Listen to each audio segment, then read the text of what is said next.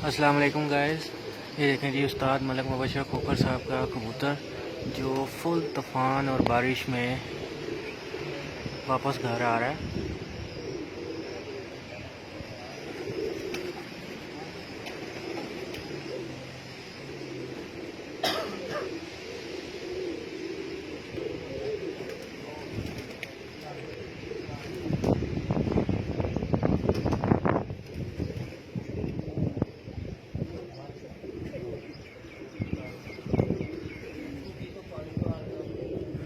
बड़ा बहादुर कबूतर है,